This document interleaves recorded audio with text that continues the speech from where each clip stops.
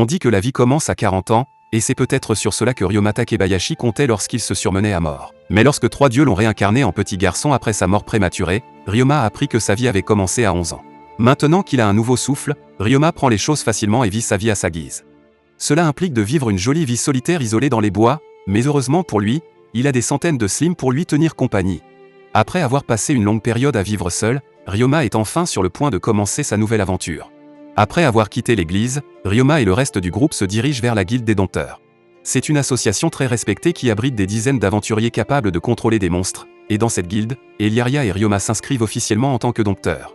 Comme une hiérarchie basée sur les compétences, la guilde a commencé à évaluer la qualité d'un dompteur comme étant directement proportionnelle à la force des monstres qu'il peut commander. Parce que Ryoma n'est qu'un spécialiste du slim, sa classe poserait des difficultés importantes dans ses tentatives de classement. Réfléchissant à cette préoccupation, Rainback a soudainement un moment eureka, Ryoma devrait s'inscrire auprès de la guilde des aventuriers, car il a déjà l'habitude d'appréhender des bandits seuls. De plus, la guilde des aventuriers valorise les compétences de survie et les capacités de combat, donc Ryoma conviendrait parfaitement. Mais sa capacité de combat acharné doit être évaluée avant que Ryoma ne puisse s'enrôler officiellement en tant que membre. Avec un arc à la main et un carquois sur le dos, il réfléchit à l'effort qu'il devra déployer pour réussir sa passe. Après que les amis de Ryoma lui aient souhaité bonne chance, un homme robuste s'approche du jeune garçon et lui demande s'il est le candidat du jour. Il se tourne pour regarder Rainback, qui lui fait un clin d'œil. Pour le premier test, l'homme dit à Ryoma de tirer 5 cibles avec le même nombre de flèches à sa disposition. Avec une seule flèche par cible, Ryoma est déterminé à bien performer et à répondre aux attentes de ses observateurs. Il commence le test et, l'une après l'autre, les 5 flèches touchent chaque point mort cible. Alors que le donneur de test est plus qu'impressionné par son talent. Notre humble protagoniste suppose simplement « Waouh, toute cette chasse dans la forêt à payer ».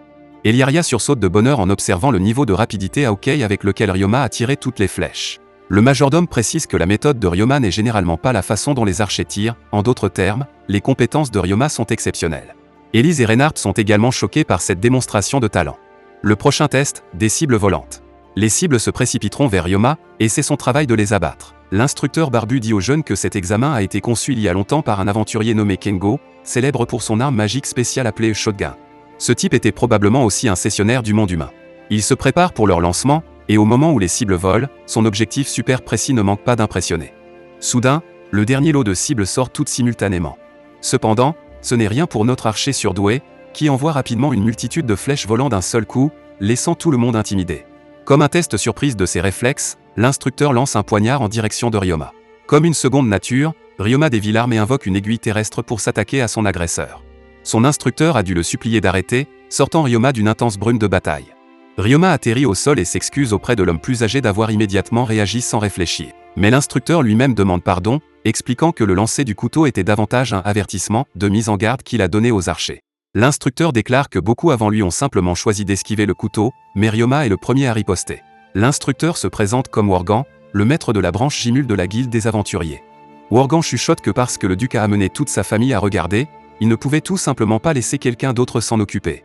Ryoma a réussi le test et il a reçu l'humble rangée. À vrai dire, il aurait pu obtenir un E étant donné le niveau avancé de ses compétences, mais Worgan pense que la politique de la guilde provoquerait de l'hostilité à placer le garçon à un rang aussi élevé. La meilleure option est que Ryoma commence par G et progresse dans la pyramide des classements. Ce faisant, il prouvera en effet ses capacités à tout le monde. Compte tenu de cela, Worgan demande au garçon de parcourir toutes les offres d'emploi à sa disposition. La réceptionniste de la guilde explique à Ryoma que les aventuriers ne sont généralement autorisés à accepter des emplois du même rang que si un groupe les accompagne ou si la guilde les sélectionne explicitement sur une tâche de niveau supérieur. Elle le dirige vers le tableau de rangée, où des tonnes de dépliants l'attendent. Ryoma lit les soi-disant aventures dans les journaux, allant du nettoyage des toilettes communes à l'élimination d'un tas d'ordures. Et, qui a dit que ranger ne pouvait pas être une activité amusante? Ryoma ne semble pas du tout découragé par ces tâches. Je veux dire, il a des bouts de récupération pour mâcher les ordures et des bouts plus propres pour essuyer les surfaces jusqu'à ce qu'elles soient brillantes. Le lendemain, Ryoma rassemble ses slims dans un conteneur pour se préparer à sa première mission. Eliaria et le reste de l'équipe l'accompagnent pour son premier travail. En arrivant sur les lieux, une simple maison d'un étage marquée par une boîte aux lettres pour chat, Ryoma frappe à la porte, mais personne ne répond. Des pas bruyants peuvent être entendus à l'intérieur, et la porte s'ouvre pour révéler une adorable fille chat qui est soulagée à l'idée que Ryoma est l'aventurier que la guilde a envoyé pour nettoyer. Le propriétaire est une bête féline et Ryoma n'en a jamais vu auparavant. Mais son expression heureuse se transforme soudainement en un froncement de sourcils alors qu'une puanteur pourrie commence à émaner de la maison. La peau de bête hurle à haute voix parce qu'elle est déjà épuisée par l'ampleur de l'épave de sa maison. Elle prend ses paumes et se présente comme Mia avant de le remercier en larmes. Ce geste ne fait que rendre Ryoma encore plus inquiet s'il peut même terminer ce travail. D'autre part, les slims plus propres sont tout gonflés pour commencer le travail. La poubelle est pire que ce à quoi Ryoma s'attendait, la maison de la Catgirl est pratiquement un dépotoir. La raison en est qu'il y a un terrain instable sous une décharge près de la maison, ce qui fait qu'un tas d'ordures se déverse dans le sous-sol plus rapidement que les gens ne pourraient le faire. Il est arrivé au point que plus personne ne voulait prendre le poste. Eh bien, c'est vraiment une merveille pourquoi elle a même construit sa maison ici. Ryoma met son transporteur de côté et libère les bouts de nettoyage et de récupération pour d'abord nettoyer les déchets à la source. Il ordonne à une boue charognarde de se développer et de se séparer en centaines de son espèce. Lentement mais sûrement, les blobs consomment chaleureusement les ordures. Ryoma lance mistwash sur les slims plus propres pour rincer la saleté et la crasse du sous-sol. Ensuite, il utilise le sort créer un bloc pour faire apparaître des briques. En utilisant le limon gluant de ses boues collantes, Ryoma remplit le trou béant dans le mur de la décharge. Juste comme ça, le rejeton de slim a accompli la tâche apparemment impossible en quelques heures seulement. Maintenant que sa maison est parfaitement propre, Mia, avec des larmes de joie, remercie avec enthousiasme Ryoma d'avoir tout géré. Cette démonstration de gratitude le surprend, car il ne s'attendait pas à ce qu'elle soit si heureuse. Ryoma demande s'il est sûr de supposer que le travail est terminé, et elle confirme joyeusement en signant sur le presse-papier du garçon, augmentant même sa récompense. Sa première mission officielle étant terminée, Ryoma est maintenant chargé. Le garçon commence enfin à croire qu'il peut vivre dans ce monde. Il retourne avec plaisir à la guilde des aventuriers pour signaler son succès. Une fois arrivé, le réceptionniste est émerveillé par sa victoire dans l'accomplissement de cette mission, et il n'a pas non plus pris toute la journée. Elle remet ses frais de service, mais Ryoma semble surpris par le gros sac. N'est-ce pas trop? Il demande. La réceptionniste revérifie le dossier et souligne que Mia a donné des instructions spécifiques pour augmenter son salaire. Bien que Ryoma en soit conscient, cela lui semble toujours beaucoup d'argent. La réceptionniste l'exhorte à simplement prendre la récompense et à la considérer comme un signe de la satisfaction du client à l'égard de son résultat. Alors que Ryoma termine la documentation, Worgan l'appelle pour une conversation privée. Dans le bureau de Worgan, le directeur mentionne qu'il a récemment été informé de la méticulosité avec laquelle il a nettoyé la maison de Mia. Ryoma demande s'il connaît la jolie Catgirl. Worgan note que Mia est une aventurière et qu'il n'avait jamais vraiment imaginé qu'il était possible de nettoyer complètement sa maison jusqu'à ce moment-là. Il cherche à savoir comment Ryoma l'a fait, et le garçon répond que c'est grâce à l'aide combinée des slims. De plus, il comprend également comment utiliser la bonne magie pour le travail. Pour cette raison, Worgan le conseille sur une autre tâche qui serait parfaite pour le domaine d'expertise de Ryoma. Nettoyer les toilettes communes, n'est-ce pas? Worgan est surpris par la supposition précise de Ryoma. Eh bien, il n'y a rien de vraiment psychique là-dedans. L'offre d'emploi est sur le tableau d'affichage, après tout. Si tel est le cas, Worgan suppose que la tâche serait plus facile à expliquer. Apparemment, le travail a été délivré par le gouvernement de la ville. Le fiasco a commencé lorsqu'ils ont refusé d'allouer des fonds appropriés pour son assainissement, en partie parce que les revenus de la ville ont diminué au cours des dernières années. Worgan explique en outre que l'administration a tenté de réduire les coûts, alors ils ont commencé à réduire les frais de gestion de la ville. Auparavant, les tâches de nettoyage des toilettes communes étaient la responsabilité des ouvriers vivant dans les bidonvilles. Cependant, pour réduire les coûts, les responsables gouvernementaux ont trouvé des excuses sur la paresse et la faible productivité pour diminuer leur salaire. Peu importe à quel point quelqu'un a besoin d'argent, il ne travaillera pas si cela n'en vaut pas la peine, proclame Worgan à Ryoma avec une expression intense. Les faits parlants de Worgan, allez, nous avons tous des factures à payer. La situation est atroce et Ryoma la compare immédiatement à un lieu de travail d'exploitation. Il comprend profondément les circonstances auxquelles sont confrontés les agents de nettoyage, Ryoma devra se préparer pour la journée de travail chargée qui l'attend. Worgan exprime sa gratitude et assure Ryoma qu'il sera bien rémunéré. Il suggère qu'informer le duc Reinhardt des événements récents pourrait conduire à une action décisive, compte tenu de la facilité avec laquelle l'homme plus âgé a accueilli Ryoma.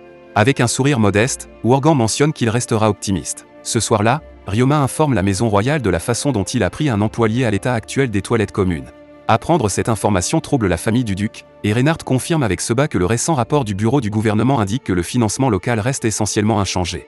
Si ce que Ryoma dit est vrai, alors une seule explication est possible, le détournement de fonds. Reinhardt demande alors à son majordome d'enquêter plus avant sur l'affaire. Quant à Reinbach, il est visiblement irrité par la possibilité que des fonds soient saisis, allant même jusqu'à frapper du poing sur la table. Élise raconte que Reinbach a proposé les toilettes communes pour augmenter l'emploi local et, globalement, améliorer l'état de l'environnement. Avec un sourire satisfait, Ryoma est reconnaissant que tout le monde se mobilise pour résoudre le problème et prendre d'autres mesures. Eliaria souhaite bonne chance à Ryoma et à ses slims tout au long de cette entreprise. Lors de son premier jour de travail, Ryoma est submergé par la puanteur âcre des toilettes communes. Décidément, vous pouviez le sentir depuis l'extérieur des portes. Il décide de mener ses bouts dans les fosses des toilettes communes, où il en découvre environ 30 sur 7 mètres de large et 2 km de long. Eh bien, ça va demander beaucoup de travail, mais Ryoma est sûr qu'avec l'aide de ses slims, il pourrait nettoyer les toilettes en un rien de temps. Il met des gants et des vêtements de protection, même en utilisant une boue nettoyante comme casque pour une protection supplémentaire. Il ouvre la porte en forçant, et il en sort encore plus de cette puanteur maudite, un peu comme un champignon atomique. Il dit aux charognards de maximiser leur graisse de coude, et il commence à dévorer tous les déchets de la région. Comme pour la maison de Mia, Ryoma lance Magic Spell pour désinfecter le site, et il termine le travail avec un sort électrisant appelé Scale. Excellent, les murs sont étincelants comme neufs. Bien qu'avant qu'ils ne puissent commencer à travailler sur la prochaine fosse, les bouts commencent rapidement à se multiplier.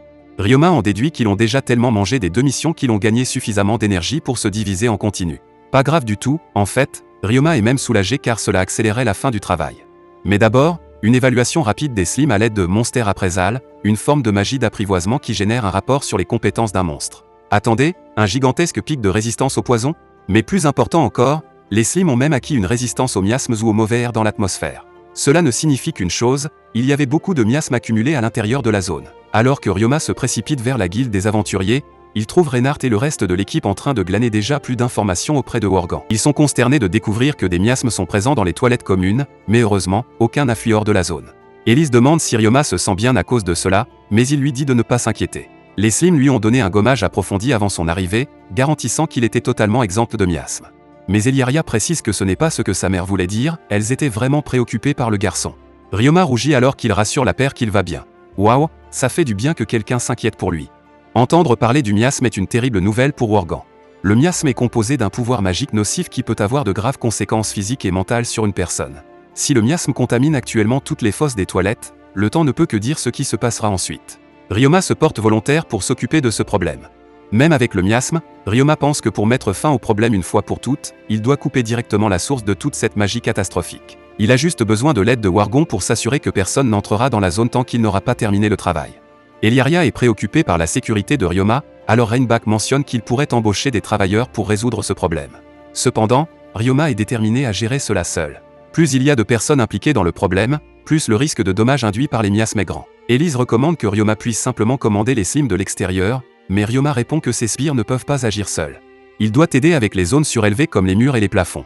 Après avoir sorti sa carte d'identité, Ryoma démontre ses diverses résistances et autres compétences qui rendent sa mort difficile. Il les rassure sur le fait qu'il récupérerait rapidement même s'il était exposé à des miasmes, de sorte que personne d'autre n'est plus capable de faire le travail que lui. Reinbach exprime qu'il est terrible d'imposer cela au jeune garçon, mais s'il est prêt à gérer l'acte dangereux, il serait exceptionnellement reconnaissant. De retour au travail, et Ryoma est prêt à relever le défi. Les aventuriers que Worgan a recrutés pour surveiller Ryoma entourent désormais la zone. À sa marque, les slimes se dirigent aux côtés de Ryoma.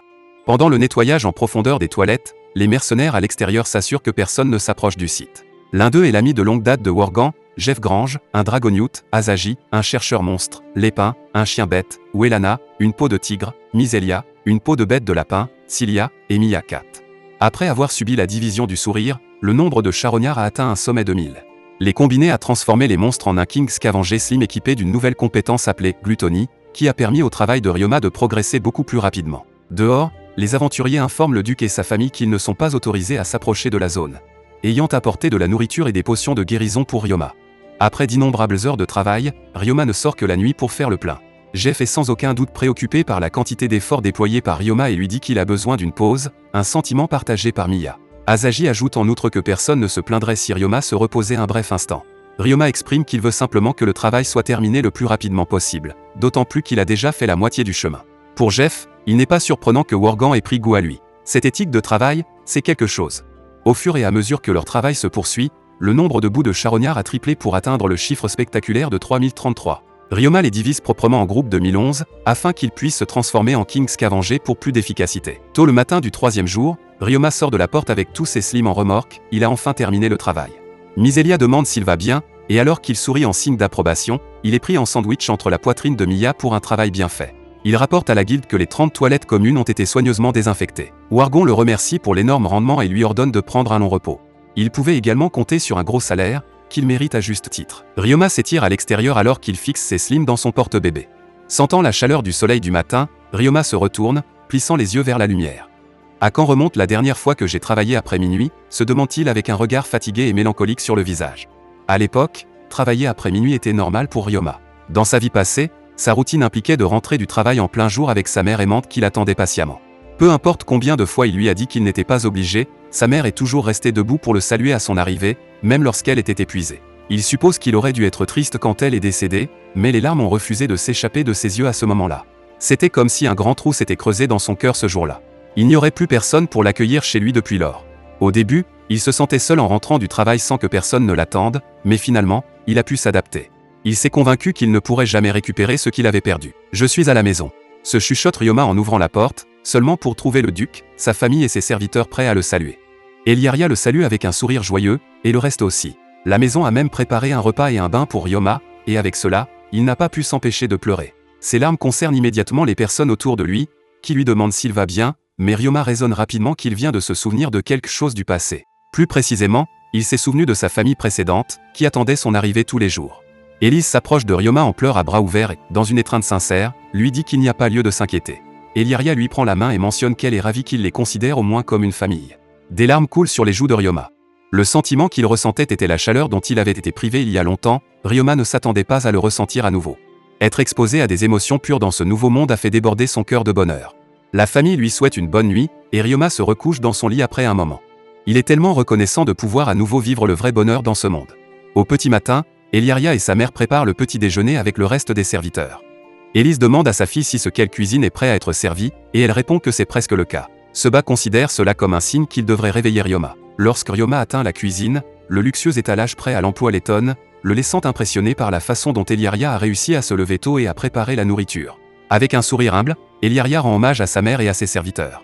À la table du petit déjeuner, Hugues appelle Eliaria, disant que la fille souhaite en fait demander une faveur à Ryoma. Elle a le courage de lui demander de l'aide pour apprendre à jouer avec la magie. Bien sûr, comment Ryoma pourrait-il dire non? Il demande si c'était la raison d'un repas aussi copieux, et elle répond par l'affirmative. Tout le monde complimente Eliaria pour ses superbes compétences gastronomiques, mais Hugues lâche soudainement, qui peut même échouer dans la cuisson du jambon et des œufs. Cette remarque réprimande lui vaut l'œil puant d'Eliaria, sa mère et les servantes. Leçon apprise, ne soyez pas tatillon avec les compétences culinaires de quelqu'un d'autre. Seba interrompt en demandant à Ryoma s'il y a aussi quelque chose qu'il veut savoir, et le garçon répond qu'il n'est pas familier avec la magie de type attaque. Si tel est le cas, Ryoma peut compter sur Camille pour démarrer son entraînement. Ryoma et Eliaria commencent leur entraînement au milieu d'une zone rocheuse ouverte. Ryoma demande à Eliaria si elle est adepte de la magie de la glace et du feu, et elle confirme qu'elle l'est. Ryoma s'inquiète du fait que ces deux éléments sont les plus difficiles à expérimenter. Avec la magie de la glace, tout ce que l'on peut vraiment faire est de créer des sculptures, alors qu'avec le feu. Ryoma démontre le pouvoir de la magie du feu en lançant successivement Darkness et Little Fire Flower, produisant un affichage étincelant qui ravit Élise et Eliaria. Les feux d'artifice se dissipent progressivement, ce qui les rend exceptionnellement sentimentaux. Ryoma pense que les cierges magiques ont ce genre d'effet sur les gens. Après cela, il demande si Eliaria peut également manipuler la magie de l'eau. Elle lui dit qu'elle a la capacité limitée de le faire. Ce n'est peut-être pas son fort, mais Eliaria fera de son mieux. Pour démontrer, Ryoma lance Bubbly Water et une goutte d'eau sphérique se manifeste entre ses doigts. Ensuite, il lance Brise pour souffler des bulles dans l'air, créant une vue parfaite du ciel au-dessus. Il explique à tout le monde que la clé est d'utiliser la magie Bubbly Water pour rendre l'eau plus collante. Eliaria essaie de le lancer elle-même, et Ryoma le combine avec son propre Brise. En voyant les bulles créées par le couple combinant leur magie, Eliaria halète de joie. Cependant, son expression joyeuse s'estompe rapidement lorsque ces bulles éclatent immédiatement, contrairement à celle de Ryoma. Elle est curieuse de savoir pourquoi c'était le cas, et il lui demande d'imaginer la solution collante et gommeuse des boues collantes et gommeuses. Eliaria envisage le limon et fait une autre tentative de lancer eau pétillante. Cette fois, les bulles qui apparaissent n'apparaissent pas instantanément. Ryoma lui dit qu'avec plus de pratique, elle peut créer un pétillant encore plus gros qu'elle peut bricoler. Ryoma lui dit que l'ajout de puissance magique supplémentaire les rend plus collants et plus difficiles à casser. Alors que Ryoma attrape la bulle géante, il suggère à Eliaria de mélanger un peu les choses. Il matérialise l'eau pour qu'elle apparaisse à l'intérieur de la bulle et lance un sort appelé Vague. La bulle flotte dans les airs et, grâce au pouvoir de l'imagination de Ryoma, il peut modifier la forme de l'eau à l'intérieur. Il peut même transformer la bulle en un gros poisson nageant dans le ciel. Eliaria prend joyeusement sa main, convaincue qu'elle peut vraiment découvrir comment jouer avec la magie. Pendant ce temps, Camille dit à Ryoma qu'ils devraient commencer leur propre leçon. Camille fait la démonstration d'une attaque de feu magique appelée Fire Arrow. Il invoque des flammes qui prennent la forme d'une flèche et lance le projectile sur le mur devant eux, ajoutant qu'il s'agit du type de magie d'attaque de feu le plus polyvalent et le plus connu. En un seul essai, il lance une flèche enflammée qui crée un cratère encore plus énorme que celui de Camille. Il connaît déjà tout ce que Camille voulait lui apprendre ce jour-là. Seba se porte volontaire pour enseigner à Ryoma un peu de magie spatiale. Seba lui demande s'il connaît la magie spatiale autre que Item Box, ce à quoi Ryoma répond qu'il pourrait également utiliser Teleport. Seba demande alors une démonstration, et Ryoma suit les instructions, apparaissant à divers endroits du terrain jusqu'à ce qu'il atterrisse finalement sur place devant le majordome. Seba le juge prêt à apprendre la magie intermédiaire telle que Dimension Home et Warp. Une chose à noter, toute la magie spatiale est fondamentalement la même. Par exemple, avec Warp, si quelqu'un a une image mentale solide de la destination, il devrait pouvoir voyager aussi loin qu'il le souhaite, tant qu'il a suffisamment d'énergie magique. Dans cet esprit, Ryoma se concentre sur l'arbre éloigné d'eux et lance Warp. Cela le transporte là où se trouve l'arbre, un succès absolu.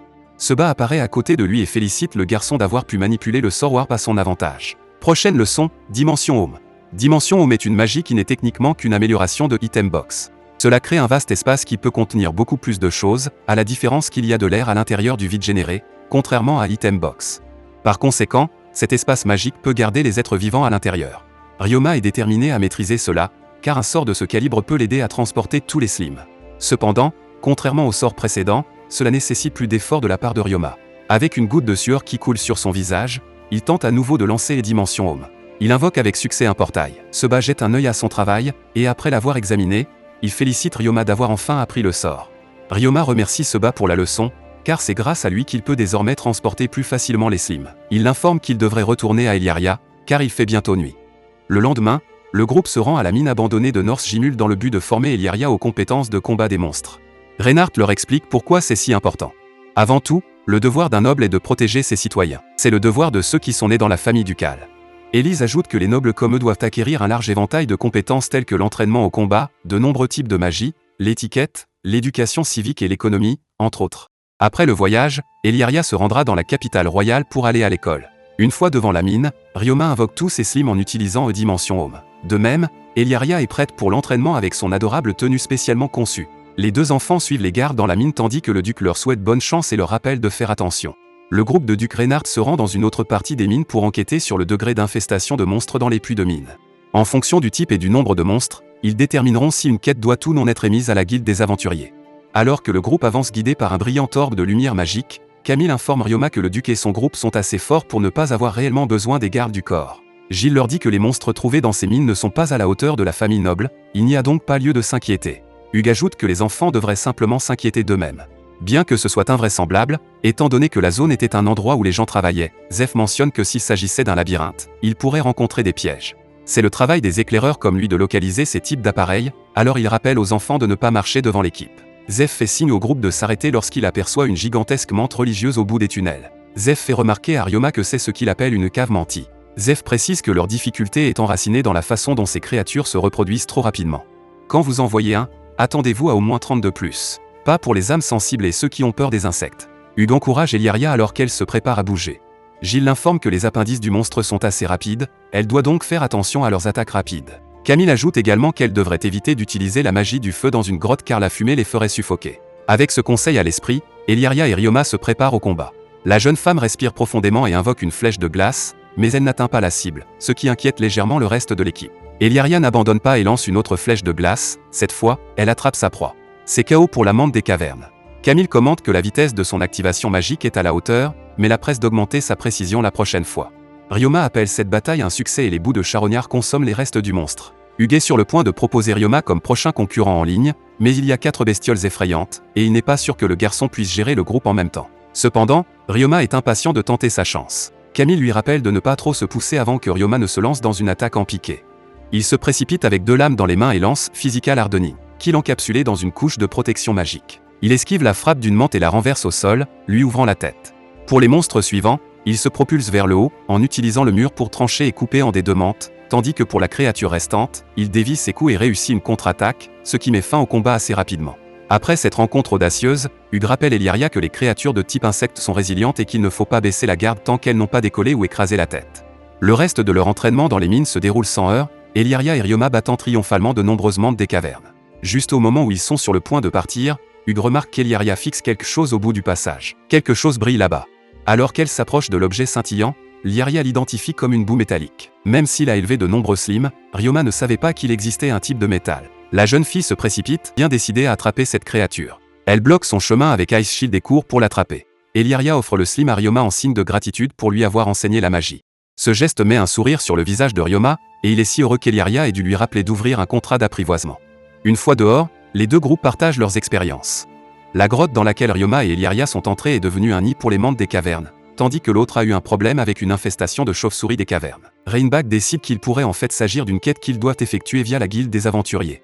Pendant qu'ils conversent, Ryoma commente à quel point le slim métallique dans ses bras est lourd et se demande s'il grignote du métal. En parlant de métal, le sol rouge dans la région, c'est la couleur du fer oxydé. Bien que Ryoma théorise que presque tout le minerai de fer de la région pourrait être épuisé, il en reste peut-être encore là où il se tient. Ryoma crée un cercle mystique et utilise les principes de l'alchimie pour séparer le fer du sol. Il lance ensuite Séparation pour éliminer l'oxygène responsable de la rouille et le poursuit avec Consolider pour stocker tout le fer ensemble. C'est un succès et tout le monde est impressionné par la barre de fer brillante produite par Ryoma. Reinback demande si c'était l'alchimie mentionnée précédemment par Ryoma. Le garçon répond que oui, et l'astuce consiste à imaginer de manière vivante la séparation du fer du sol. Hugues siffle à cela. C'est la première fois qu'il voit une véritable alchimie non frauduleuse. Zef ne pensait même pas que cela pouvait exister.